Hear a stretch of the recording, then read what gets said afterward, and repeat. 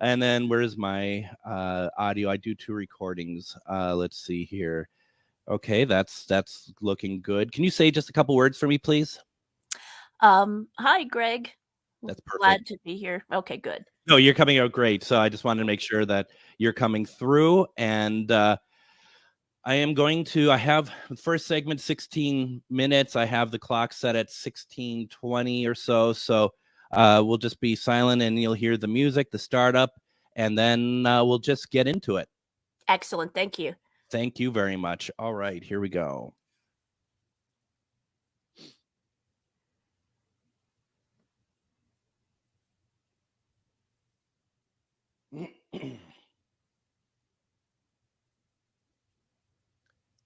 $15.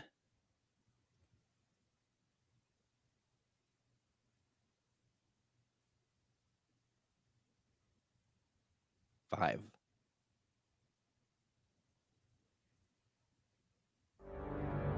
The views expressed and the opinions given by the individual host, guest, random reptoid, or chupacabra may not necessarily reflect those of AM 950 Radio, its affiliates, or its sponsors. Now, it's time to step into the unknown.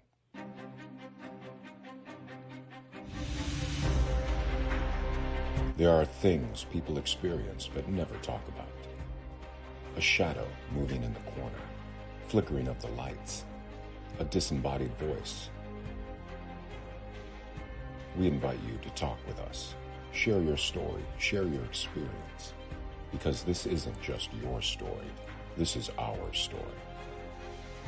This is Ghostbox Radio with Greg Bakken. And this is Ghostbox Radio on AM 950, where every night we talk about the paranormal, ufology, Bigfoot, and so much more. My name is Greg Bakken, and thank you very much for joining me tonight. You know, this week is very interesting because tomorrow night, the next film in the Exorcist series comes out, Exorcist Believer. And, you know, these films are of very different quality, very different variety. I've had the opportunity to see an advanced screening Tuesday night, and it's a very interesting film, and it's certainly one to go check out and see. But you know, one of my favorite films in general had been the original Exorcist, and it's just something that I find really very creepy, very it's still to this day there's segments of that film that really gets to me, and I don't see it that often. I love the film, but I really don't watch it that often because of those reasons. And I thought to myself, boy, it'd be interesting to bring on a friend of mine, someone who I respect greatly, and that she does this as well as many other things. And so I wanted to bring on today Bishop Christina Rake, who we've had on before. We've talked a lot about demonology, exorcism, Bishop Rake, all the light subjects basically is what we're hitting on this show. So do you ever get annoyed that everyone only wants to talk to you about the dark? I mean, I'm sure they don't, but it just seems like that, like our conversations always seem to kind of go this direction, don't they? Well, I mean, I like kittens and rainbows and unicorns like everybody else. But I understand why people are fascinated with evil. It's easier to find than anything else, including rainbows and kittens and unicorns. So, well, I've found evil. I have yet to find a unicorn. So, I mean, there is that. Now, so the films itself, and one of the reasons why Bishop Rake, I wanted to bring you on was simply because there are a lot of things that happen in these films, and that are based on or believed to be some sort of demonic interference and stuff. And I wanted to kind of talk a little bit about how realistic some of this stuff is, but I also wanted to talk with you about like the original case that The Exorcist was based off of, which was in St. Louis, Missouri, and it was Father Bowdern who did an original exorcism on a boy, Roland Doe, in 1949. And yes. I thought there's some stuff there that is really interesting and very very creepy, actually. I don't know, Bishop Rake, have you ever seen the book by Stephen LeChance? It's called Confrontation with Evil. No, I have not had a chance to read that. I know of it, but I haven't read it. Because I wanted to talk with you real fast. Sure. One of the things that I thought was really the book itself is excellent for anyone, and I'm going to put it up on my Ghostbox Radio Ghostbox book club page because I think it's worth taking a look at and getting your hands on this. And I want to get Stephen on at some point.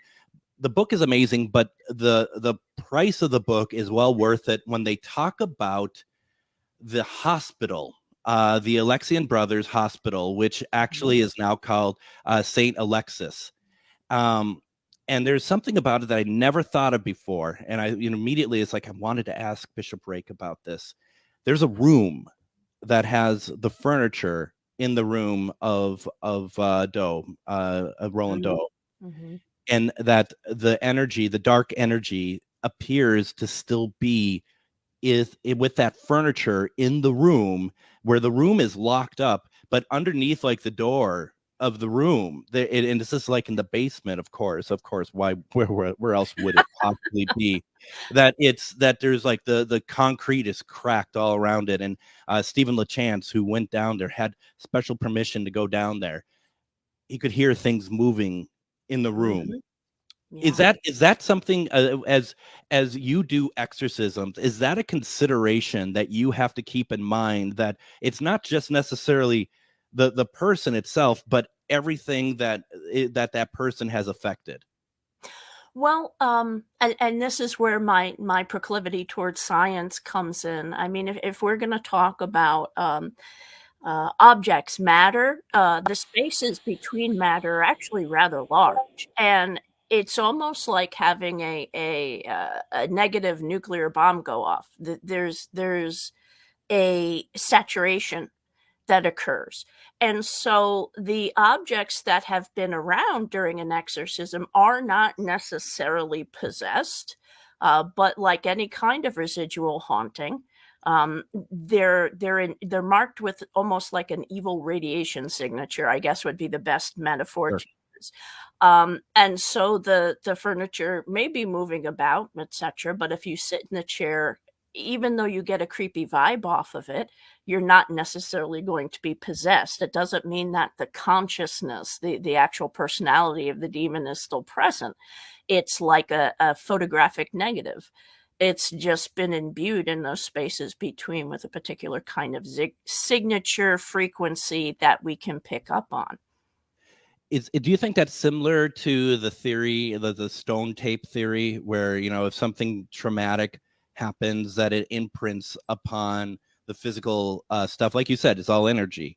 So, yes. It just all kind of exists. But do you have any, does that account for the fact that there might be, and this is from what Stephen LeChance says, and I'm not saying I doubt him, because I don't, but he's saying that he's hearing stuff moving around in there, and it's not Right. like air conditioning and stuff. So to me, that seems like that's a level a bit higher than that, in my opinion. Well, of course, and with such a negative, I'm talking about the objects themselves. Yep. But of course, they're gonna draw. I think people think of the demonic as like one strata, like one layer of a lasagna.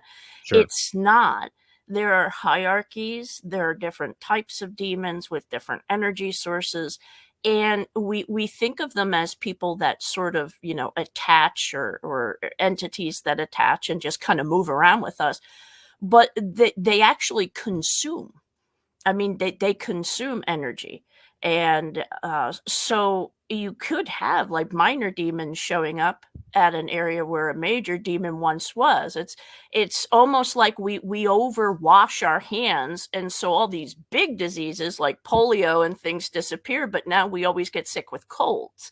Yeah. It's the same type. I mean, the best metaphor for a demon is a virus. It's something that comes in, consumes, replicates, kills, and moves on. And the more we get that into our head, I think the more it helps explain all of these strange things that happen. I'm not surprised that there are other entities scrabbling around, picking up the scraps. that would make sense. So your thought is that it's not that entity that had been with Roland that that had been exorcised. It's not anything residual. That it's become more, in a sense, like a hot spot, and maybe lesser sort of entities might just be attracted over to it. Absolutely. I think that's more likely. There is a medieval theory that goes back to Sumerian Babylon that once a demonic entity is exorcised, it goes to a very particular place. And the name of this place in some languages was Duaden, which is a kind of desert that is an exile place outside of the demon's original habitat. I don't know that that's true. I've never gone with one once you've kicked it out. But that was a pretty persistent theory up into even Native American and some shamanistic tribes, that it goes to some kind of strange desert, like Beetlejuice. Yeah. That's the immediate image. And I always thought to myself, those people really researched their stuff. That dusty Mars that they went to. But when the entity's kicked out, it tends to leave completely. It wants a human. So the major entity leaves, and then these minor entities, demons, start to scrabble. And yeah, that can really create a residual experience in the place that seems like personality, but it's not the original entity. Why do you think that this case with Roland Doe, why do you think that it has gathered the passion of William Peter Blatty to write the novel The Exorcist, and that it's moved on? Because it was 1949. Was this really do you know if this was one of the first like really well, and maybe not well documented, because I think they're probably, most of them are well documented, but this one seemed to get more into the mainstream. Well, I'm just curious why you think that it might be something that people it's lasted this long in our culture. Well, I think there are several reasons. The first is because it was the first major American case since the 1890s, the first one that occurred in an age of the post-industrial revolution, post-World War II, and in an age when evil had been psychologized. And that's even evident in the book and in the movie, that evil was just psychological. And here is this case that completely blows that out of the water.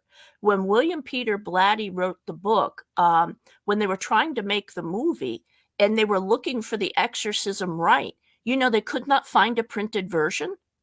Oh, wow. They found an old priest who had been born in 1900 who had an even older book with the original exorcism rite, and that hadn't been amended since the 1600s.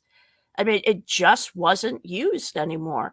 So this case, so well documented, done in a hospital, medical professionals present, in an age when we thought all of that had gone away since before the Enlightenment, just completely exploded on the scene. And so for the populace, it's like the first quote unquote legitimate case. It's the first case where there were cameras, there was medicine, there were all these things. And so I think that's why it stayed with us.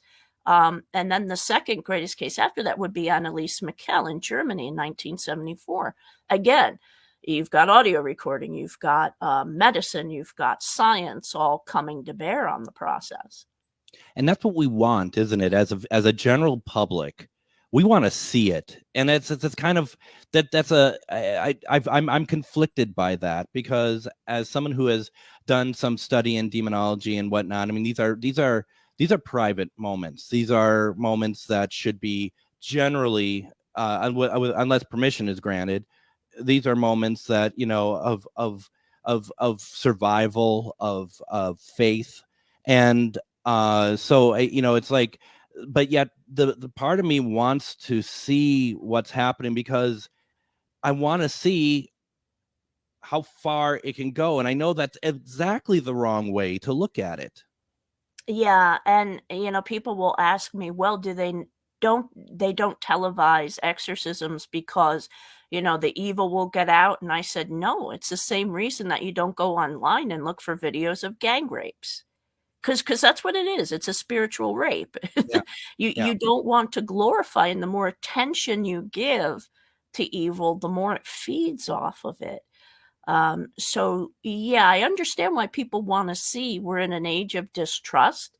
We see more, we believe less. And so we want to know that it's not some grand scheme perpetrated on us, that it doesn't exist. Is it as bad as they say? Is it less than they say? And it's hard that it is kept under lock and key the way it is, but that's done because the individuals, they're never the same. And it would be like recording, the birth of someone else, someone else's mother giving birth, or a rape or something like that. You just don't do that. Well, and there's always that belief too that the people who are who are affected by this, they don't need to be reminded of it. They don't need to be thinking about it. They don't need to have access to seeing it, because you don't want to open that door for anything to come back in either. Well, exactly, especially in an age of victim blaming. I mean, when you hear someone's possessed, don't you think, well, what'd you do? And that's not necessarily part of it at all. The fact of the matter is we have theories, but we don't know why certain people go through this while others don't. We just don't know why they're chosen and why others just fall by the wayside. Absolutely. Why don't we go ahead and let's do this. Let's take our first break here. When we come back, we are going to continue talking with Bishop Christina Rake about The Exorcist. We're also going to be talking about a case that she recently went on. And there's so much more to talk about. You're listening to Ghostbox Radio on AM 950.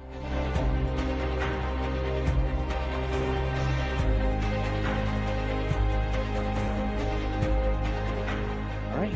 That's the first one done. Let's see here. Make sure I get the music done here. Are we done with the music? Yeah, looks like it. All right. How's that working out for you so far, Bishop Rake? Oh, perfect. Thank you. Good. All right. I think this segment, we'll talk about your case then. Okay.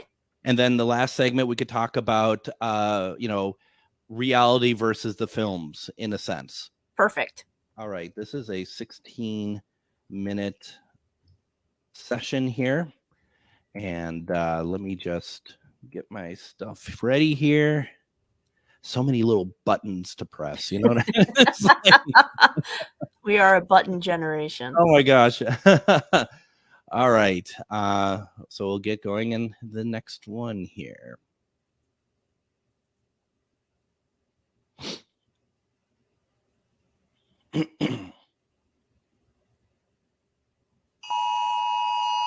That's that. Oh, yeah. We may restart that. Yeah. Reminded me to turn mine off. All right. Yeah. All right. I'm gonna set the counter back just a little bit here. 16:15. All right. Let's we got 15 seconds before we start up again. Okay.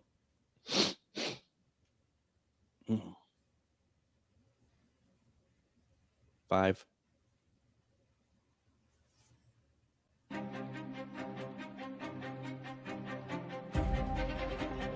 And welcome back to Ghostbox Radio on AM 950. My name is Greg Bakken, and thank you very much for joining me.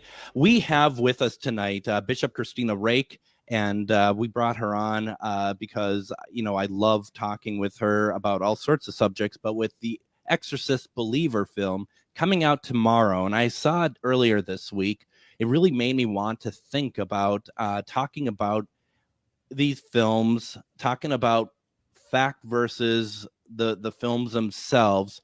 Now, Bishop Rake, one of the things that I don't know how I forget about it, that in the last segment, the way that you're talking and stuff, I forgot how scholarly you are. And I'm not, because I can't even say the word, and that's okay. But, I think I got most of the syllables right. But are you still offering your class on demonology? Yes. I do have a master's in theology from Andover Newton at Yale University, and I teach a course in demonology, but it's very academic. I mean, we start in Samaria, and we go through Babylonian demonology, Persian, Greek, scripture, apocrypha, all the way through the Middle Ages to modern day. And so I do offer that. I ask for a donation for it, and I send the money to our ministry in Kenya. And I think that's the point that needs to be made, is that you're not making anything off this. No, all of my ministry is voluntary. So all that money goes to our orphanage and our LGBTQ ministry in Kenya to help with human rights. That's fantastic. How can they find out more about these classes?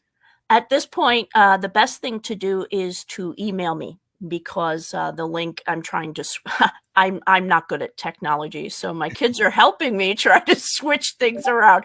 So it's just bishoprake@AmericanOldCatholic.com. Okay.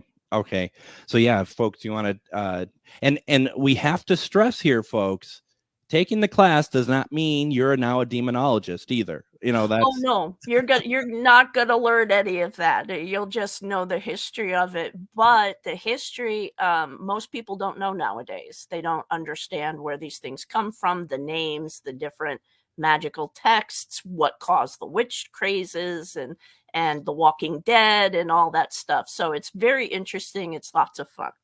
Is there a risk of history forgetting about this history, if you will? Oh yeah, it's already happened. I mean, I've read modern books, and I'm like, they're anemic. The history of demonology is so deep and rich and varied, and nowadays, people know the names of maybe 6 demons when there are hundreds, and they don't know where these names came from, how they developed, and it's maddening, frankly, for me to hear people, I teach a demonology course, and I'm like, what kind of demonology? Well, demonology. I'm like, right. Well, there's a vast array. With a capital D, yeah. Yeah, the demonology. And that's not to cast aspersions anyway. They honestly don't know what's out there. No. And like I said, I've looked into demonology as far as a study and stuff, and I am nowhere near that level. And I keep telling you I'm gonna take it and stuff, and I never do. And I need to do it. I really do.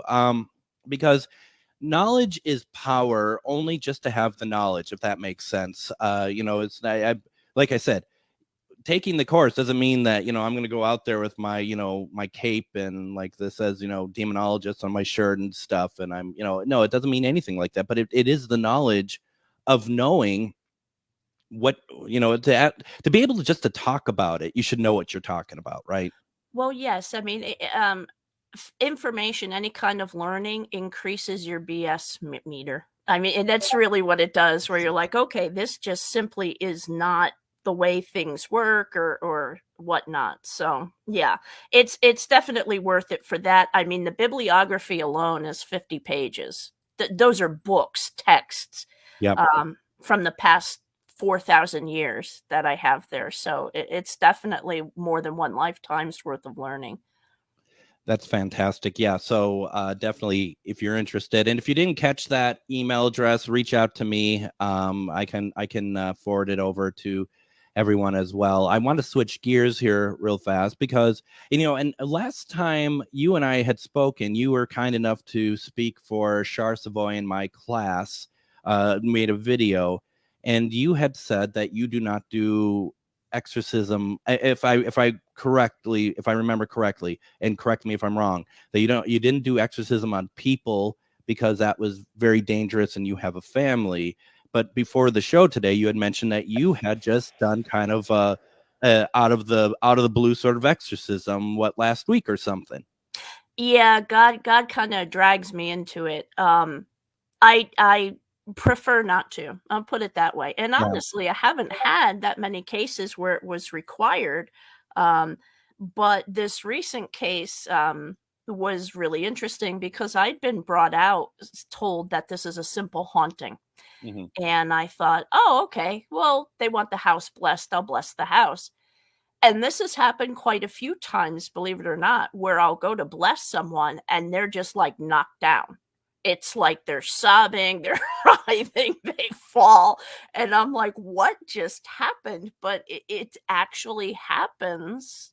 That's happened more often than I've been asked to perform an exorcism. Wow. And in this case, while I blessed the house and simply spoke to the person, and I started saying a prayer, and they crumbled sobbing. And I'm like, "What's wrong? What's wrong?" And, I'm like, "This isn't just a haunting. This is an actual attachment, and it is much worse and much deeper. We might be at one of the, beyond infestation, which is the first stage of possession. We might be moving into obsession, where this thing is actually troubling this person and going from place to place with them."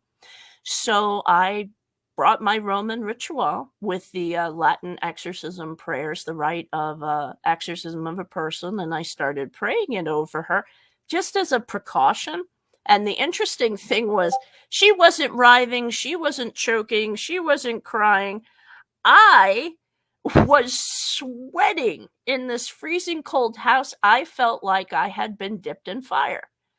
And Wow. I mean, I am just literally dripping wet in 30 seconds. And the temperature's 67 in our Mhm. home, Mhm. and I am dripping, drenched. And after 5 minutes, I stopped, and then I was freezing because now I'm wet and it's cool in the house. Yeah.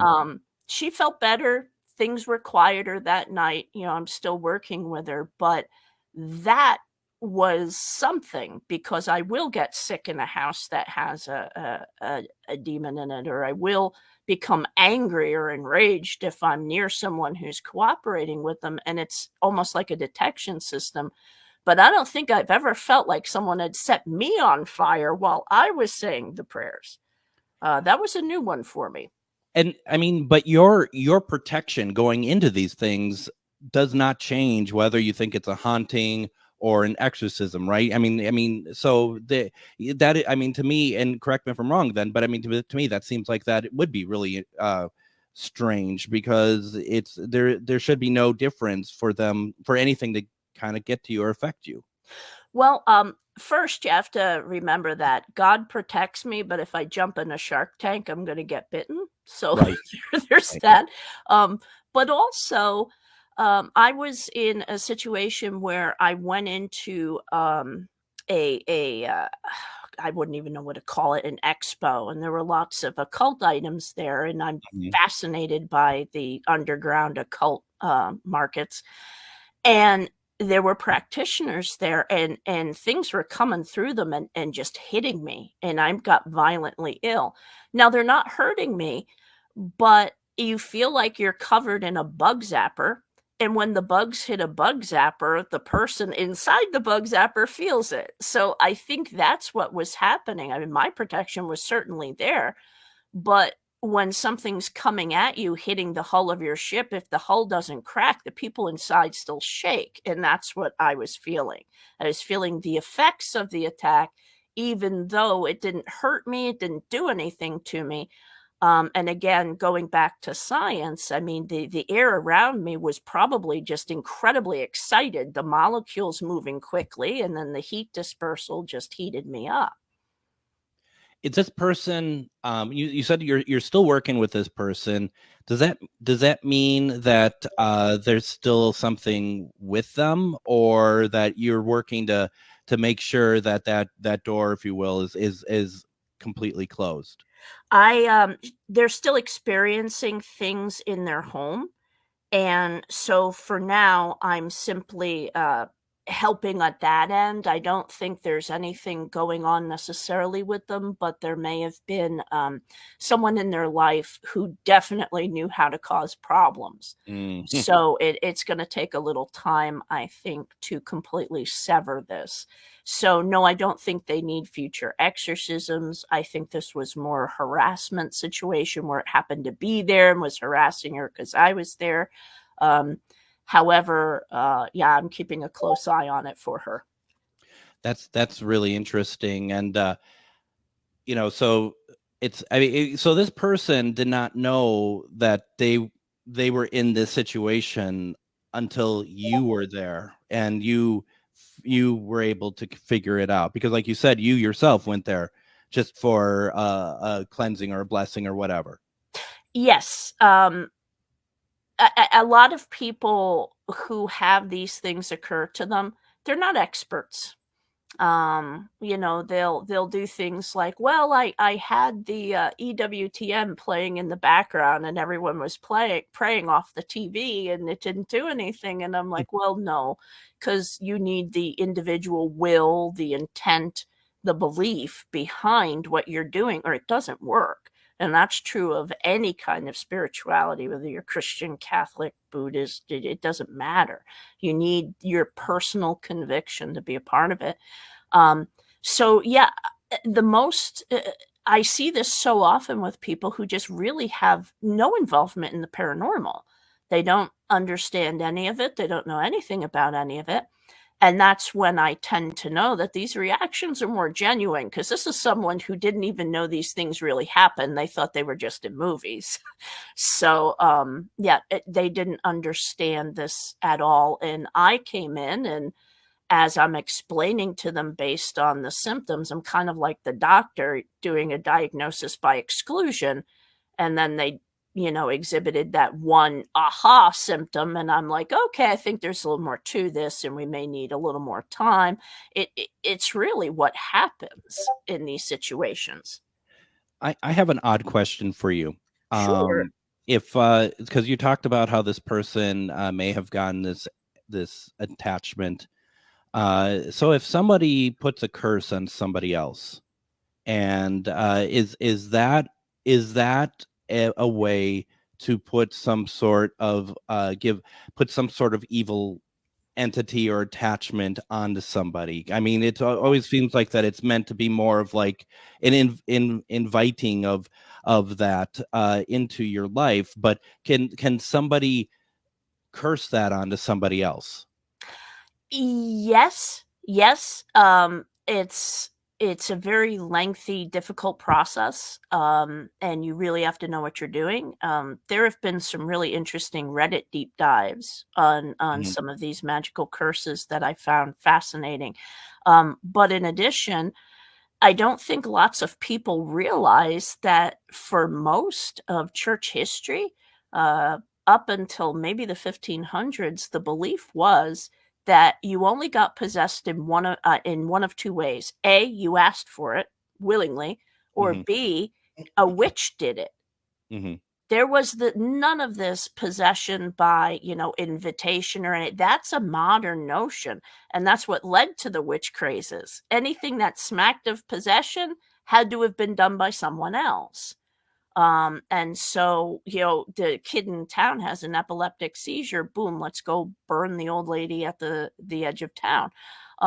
So that was always the belief. That belief is far older than the belief that we invite anything ourselves. And when someone sends a curse or does something like that, any kind of attachment, or even trauma is a family curse, it's a little more extensive. You often have to kind of investigate the process that caused the curse to be placed on in order to get rid of it. So yeah, that does happen. And I've seen a couple of them, and the intergenerational family curses are the hardest, because you have to figure out how it was put on and how to kind of appease whatever caused it to be put on. So those are very difficult.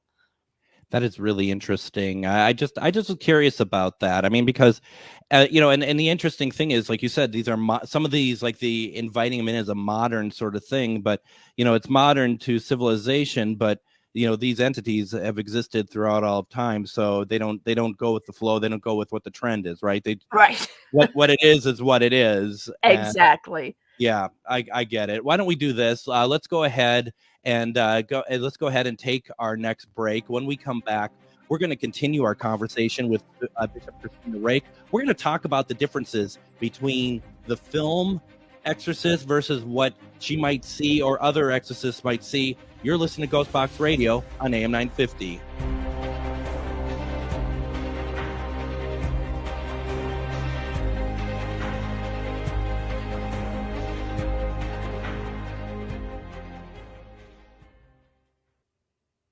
All right, give me a second here. I am so sorry about these Discord notifications. I keep turning off notifications and it keeps blurting through. I apologize.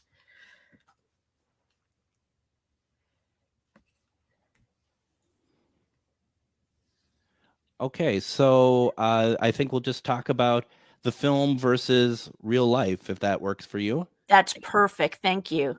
Okay, so I'm going to start the timer here, and we'll start in 15 seconds.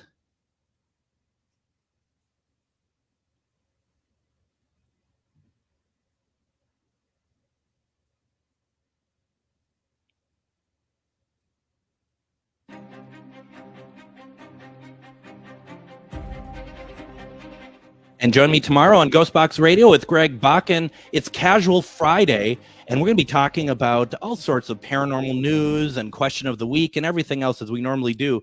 But we're also going to be talking a spoiler-free review of The Exorcist Believer, the new film that comes out Friday. Both Adam and myself were able to see it on Tuesday, and we have some thoughts, we have some opinions, but we're not going to spoil anything for anybody. But we just want to talk about it a little bit. And if you see it, give us your opinion as well. We'd love that as well. I am with Bishop Christina Rake, and we've been talking about all things exorcism today, a really light subject, right? And we've been talking about a number of things, but I wanted to bring her in to talk about the films as well, and talk about the things that we see in the films, and are they anywhere close to what she has seen or heard from her peers who do exorcisms? And Bishop Rake, I think the first one that kind of goes with the new film Exorcist Believer. And I had asked Bishop Rita Strugula about this, and I don't know if she understood my question, because she had something where the evil entity was jumping from between two people, a mom and a daughter. Mm. In the film, it is two children, both simultaneously possessed, and it isn't in jumping around or anything like that. They are both possessed at the same time. Is that possible? Have you run into that? Yes, it is very possible. Again, people think of demons or spirits or ghosts like us, just like they think of God like a human being, because that's our only experience. But like I explained to people, how many places does Abraham Lincoln haunt? They're hundreds of miles apart. Right. These entities are not bound by time and space. They can be in many places at the same time, or one place at many times. It's not the same. Just like St. Michael can be all over the place and hear everybody, so can they. These are former angels for the higher demons, the more powerful demons. So yes, it could be possessing two people at exactly the same time, the exact same entity. And in a case like that, you would want to perform the exorcism of them at the same time, because you want to eliminate it from this entire what's the best word? The system. It's inhabiting a system, and you need to remove it rather than triangulate it. So yeah, I've read about that. There was a case in France in 1549 where an entire convent in Loudun was possessed, 68 nuns by the same demon.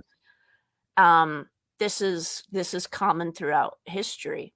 Oh my goodness. Yeah, that's something. And you know it's interesting. I'm just going to be very honest, and I hope it's not offensive to anybody. I always find especially Roman Catholic nuns, their habit and everything else, especially in the old days, very haunting. Yeah. It's very haunting. And I'm a big British television fan, and there's an series on Armchair Thriller called Quiet as a Nun, and it's one of the protagonists, and it is a faceless nun in the same sort of habit. It's very, I don't want to say creepy, because I think that makes I think that's an insult to all nuns, but you know that imagery being used like in the film The Nun and stuff like that. I mean, it's used to that direction, and it's not they're not dressed any differently than as they would as followers of religion. So also, going kind of keeping in the Exorcist theme, I've talked about this a number of times on the program. William Friedkin, who directed the original Exorcist film, he had done in 2017 a documentary called "The Devil and Father Amort," and that was a documentation of a real exorcism. So in it, what sounded to me as this woman in Italy is getting exorcised, she is screaming, she's writhing in pain, and it sounds to me that there are multiple voices at once. Is that something that you come across? Yes, absolutely. And there have been many analysis of the recordings of Anneliese Michel's case from 1974, where they have run it through various programs and they found several voices at the same time, or they find it's the individual's voice, but they are hitting frequencies that human vocal cords simply cannot hit. I have a recording of a demonic chant in Latin from a satanic altar in Texas, and you couldn't hear it while you were there. And when we slowed the frequency down, there were several voices, there were horns, there was one voice over other voices. And this is what will come out of the person's mouth, or the voices are simply coming out and they're being recorded while the individual is speaking amidst them. So there are many cases, and it's one of the determining factors, or one of the symptoms or ways to diagnose an actual possession is the recording of the voice. Sometimes you've even had the person speaking, and when you listen to it back on tape, you can hear them speaking forwards and backwards at the same time, but the human ear can't pick it up. My goodness. What about mimicking? What about, like, if you get a mimic of like someone that coming out of somebody else's voice as almost taunting or messing with you? Yeah, the strange I guess twisting of the vocal cords to simulate other people, including dead relatives of the exorcist, people they've harmed and things like that.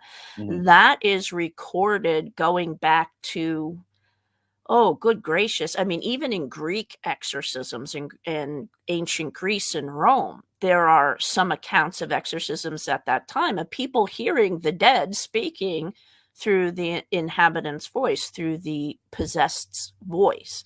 And so that's a very common aspect of exorcism, thousands of years old. The vocal cords being able to do things they shouldn't do, we can see that more in modern times, but the many voices speaking at the same time, that's as ancient as possession itself.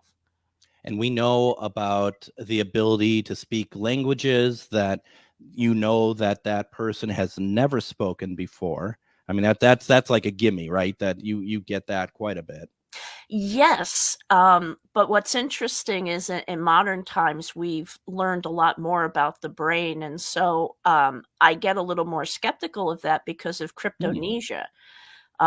False memory is when you mistake imagination for memory. Cryptomnesia is when you mistake memory for imagination. You've heard something, you forget it, and then you think you're thinking of it anew. So that's a skeptic's response to the ability to speak foreign languages or remember other lives.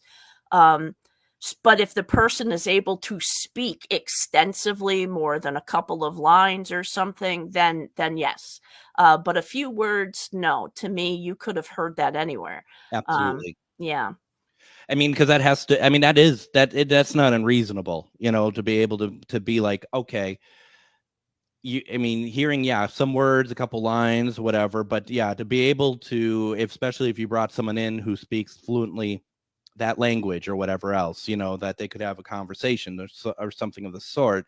Mm-hmm. I mean, and going more to the physical side of things, I see this in a number of these type of films, the idea of like a black gunge being exuded out of either their mouth or something like that. Is that a real thing? Yes. First of all, when people ask me what does an exorcism look like, I'm like, well, there's lots of sweating and vomiting. It's just it's almost like a flu being expelled from the body. But there have been cases throughout history where people have vomited nails, pins, rats, bones, blood, fur. There are accounts where several people that started vomiting, it was almost as if they were vomiting the house they ate. They were vomiting wood, nails, thorns, all things that you associate with the crucifixion. So it is interesting, but that vomiting of foreign objects, in addition to liquids, is actually very common in exorcisms throughout history. The pea soup stuff, vomiting on you, yeah, it's not pretty. No vomit is pretty. No, It's just not. But the black liquid, the tar, the blood, the fur, the rodents, the nails, yes, that is very common throughout all of exorcism literature, throughout all different cultures and times and histories. I mean, and because I mean the vomiting of like the pea soup. I mean, it's gross, but I mean we've all had some sort of version of that. That is the least of Right. the weird vomitings that I've read about over the years. But the idea of something that should not be, and you said rats. Do you know if the rats are alive when they come out? There are accounts where one of the rats scurried, but those were in a case in oh my God, Portugal. Mm-hmm. In the 1600s. I don't know, because if someone vomited a rat in front of me and it moved even a little, in my mind I'd be like, it ran away. Yeah. So whether it moved or not, that's very distressing that it was even in there.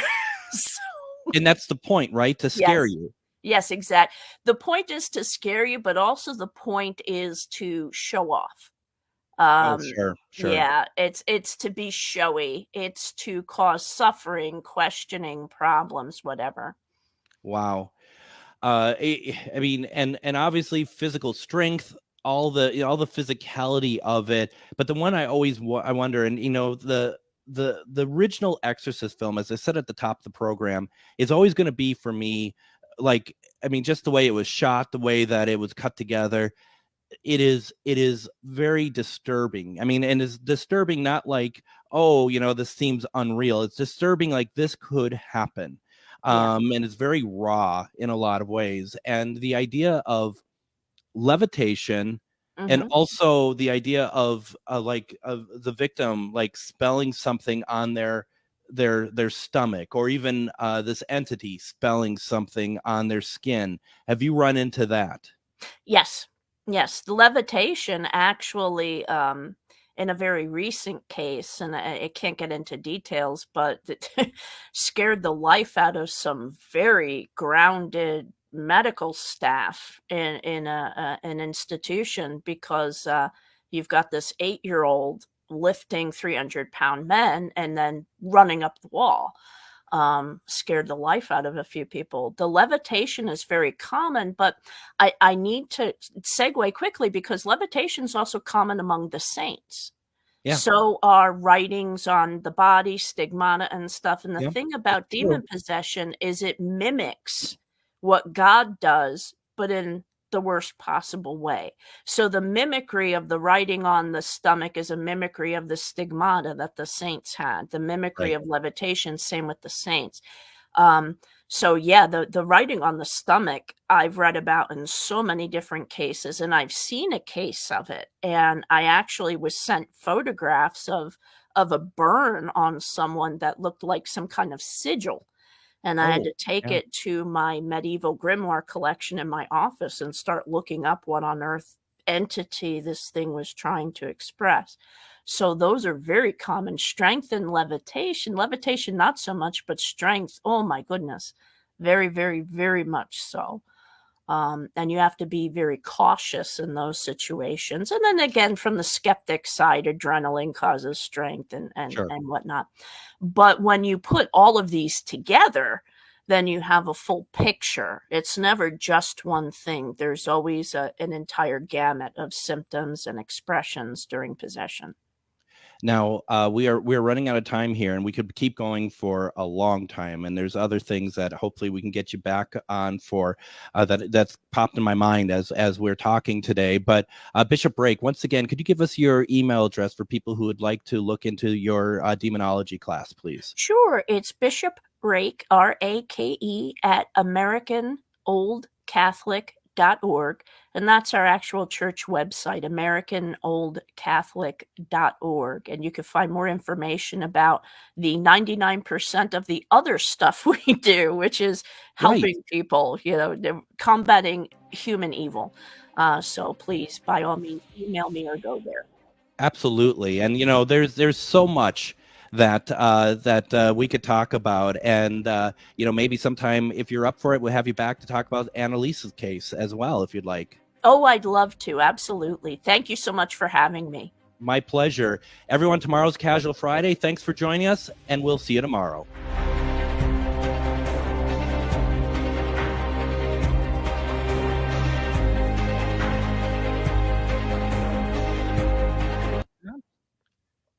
And all right. I hope that went okay for you. That was fantastic. Good. This is what I want for the show, is to have content